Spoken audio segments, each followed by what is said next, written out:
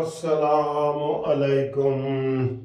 लो जी, दो अदालतों से फैसला आना था और लाहौर हाई कोर्ट से फैसला आ गया लाडले के हक में। फिर कहते हो बूटा गाला कट दे। सारी दुनिया देख रही है।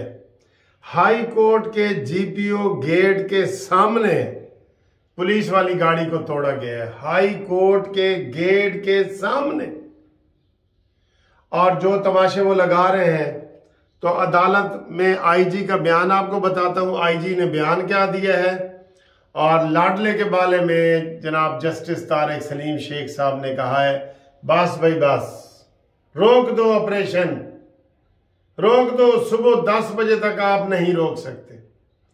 आईजी पंजाब चीखता रहा है कि सर जी, इन्होंने हमारे ऊपर पेट्रोल बम फेंके हैं, इन्होंने हमारी गाड़ियां जलाई हैं।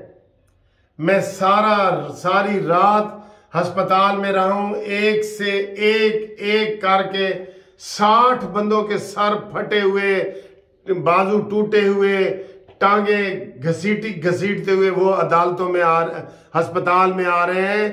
और ये इतनी ज्यादा गुंडागर्दी कर रहे हैं, इन्होंने असला रखा हुआ है। हमने ये सारी गिरफ्तारियां करनी है।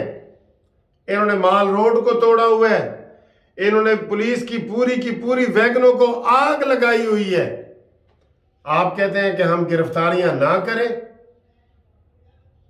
इन्होंने डीआईजी को जख्मी किया है, इन्होंने एक औरत एसपी थी उसको जख्मी किया है। इन्होंने वो तमाशा किया है जो पाकिस्तान की तारीख में कभी नहीं हुआ। और इमरान खान अंदर हर घंटे बाद एक वीडियो चला रहा होता है, जैसे हम चलाते हैं कि शाबाश कारकुनो शाबाश, मेरा दिफा करो, मेरे लिए मरो, मेरे लिए मारो, सब कुछ करो। और टिकट लेने वालों आओ, नहीं तो टिकट नहीं मिलेगा। और ये है वो है। और उनकी वीडियो लीक हो रही है, बम फेंके हैं, पेट्रोल बम। इतनी दहशतगर्दी तो दहशतगर्द नहीं करते।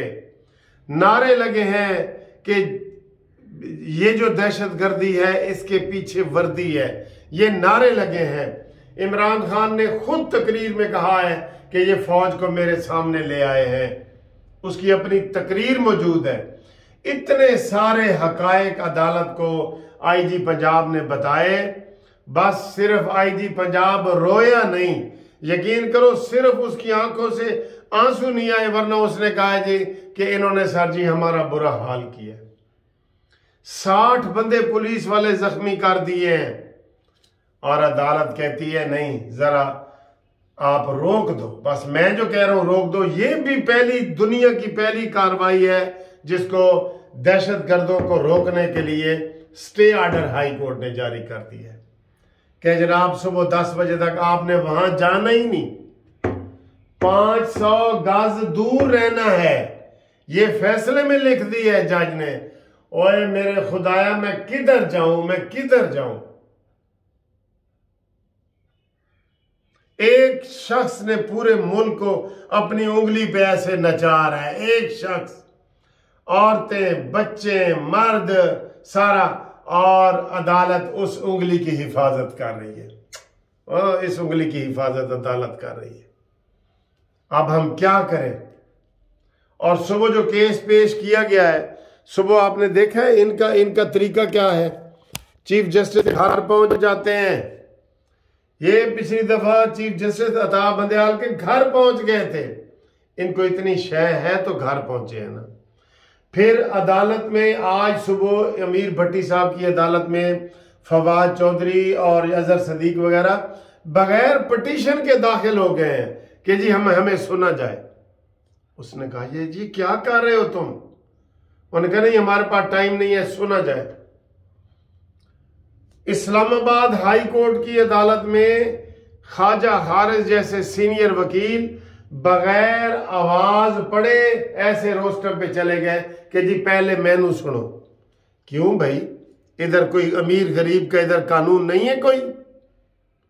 कोई कानून है इधर अमीर गरीब का?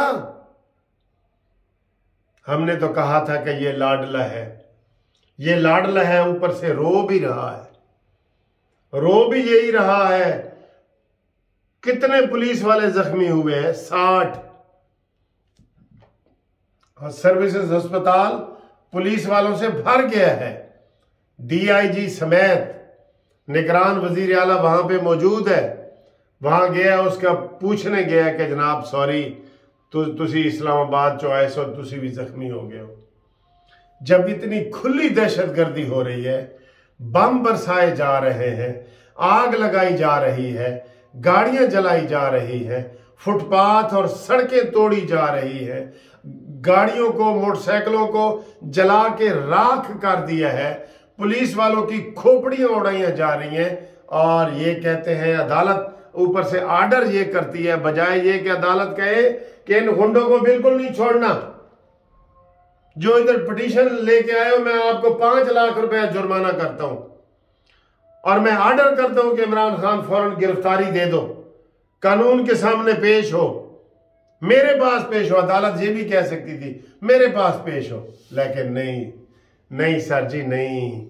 ये ऐसे नहीं इमरान को अलकाबात मिले हुए, लाडला, प्यारा, राज दुल्हारा, गोद में बैठाने वाला, ये सारे ऐसे इमरान खान को अलकाबात नहीं मिले। इसके पीछे पूरी ये हिस्ट्री है। 2-2, 3-3, 4-4 दफा अदालतें ऑर्डर कर रही हैं कि कोई नहीं। ये वही तारिक सलीम शेख है जिसको उन्होंने कहा जी कि सुबह में 9 बजे अदालत आएगी, अदालत में इमरान खान आएंगे। कहता है कोई बात नहीं। फिर 10 बजे गए, 10 बजे आएंगे, 11 बजे आएंगे, 12 बजे आएंगे, 1 बजे आएंगे, 2 बजे आएंगे, दूसरे दिन आएंगे। और ये अदालत इंतजार करती रही। जस्टिस तारिक सलीम शेख साहब इंतजार करते रहे। फिर इसके सामने ही वो केस लगा था कि अजहर सदीक वकील ने अपनी तरफ से दरखास्त इमरान खान की दे दी, और इमरान खान ने कहा सॉरी जी, वो तो मैंने तो दरखास्त पे न साइन किए हैं ना मेरी दरखास्त है। अदालत कहती है जाओ, माफ किया, जाओ जी लो सिमरन, अपनी जिंदगी जी लो, जाओ मौज करो, अदालतें तुम्हारे साथ हैं। वाह जी वाह, वाह जी वाह अदालतों, तुमने भी तारीख बना दी है।